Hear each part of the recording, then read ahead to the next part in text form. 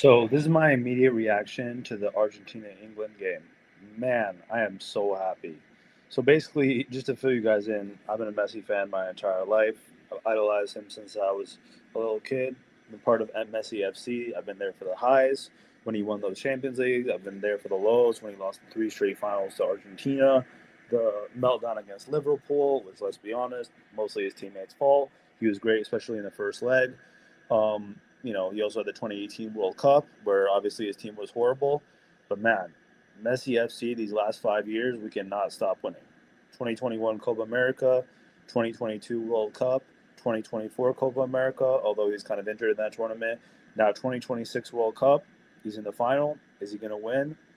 I just have a feeling it's like it's destiny that he's going to win it again. I feel like it would be too anticlimactic to come all this way and not finish his career with a second World Cup. Although the way he's playing now, who knows if maybe he'll play at age 43 in 2030. Now, I'm going to post a much longer reaction with my friend, maybe a couple of friends tomorrow, and we're going to give our extended thoughts on the game, on the final, on the tournament overall.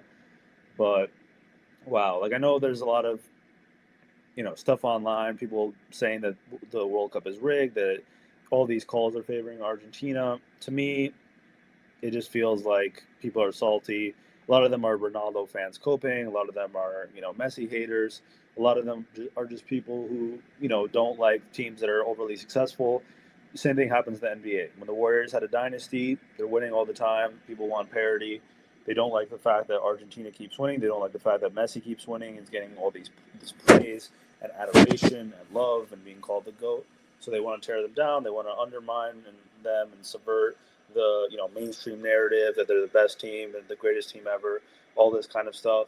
Like for example, against England today, I see people online saying it's rigged. If anything, I saw Elliot Anderson getting away with a clear studs out red card foul on Messi. Nothing gets called. Messi doesn't complain. Goes on like it's nothing. Same thing for the Switzerland game. Who were complaining about Embolo getting sent off. Like, dude, he got caught in 4K diving. Literally straight up Bluetooth foul. Everyone's saying, oh, nobody ever does yellow card reviews for diving, except it literally happened in this tournament. Miguel Almiron, you can look it up. He literally got a yellow card for simulation versus the United States. It's not just in the penalty box. People are like, oh, you can't give a red card for that. Well, he already had a yellow. Second yellow, you actually did get a red card for that. You shouldn't have flopped. You shouldn't have dived. And people were saying like, oh, well, people dive all the time in soccer. It's like they do, but not like that. What they usually do is they get slightly fouled, they get some contact, they would have gone down or they would have, you know, gone off balance a little bit, and then they embellish. They act like they got hit a lot harder than they actually did, so they get the call. That's completely different than not getting touched at all and just jumping. And what happens if Paredes already has a yellow card and then he gets sent off? That's why it's mistaken identity, because Paredes was given a yellow card for something he didn't even do. And in that same game, by the way, there's another Switzerland player who made a studs out tackle on Gonzalez that should have been sent off. Similar thing happened with the Egypt game. Not to mention, people are complaining, oh, you can't call the goal off because of something that happened on the other side of the field. Yes, you can. It's one thing if Argentina won the ball back, right? And the possessions, Argentina regained possession, then Egypt regained possession again. A few things happened, and then they scored. No, it was one fluid possession.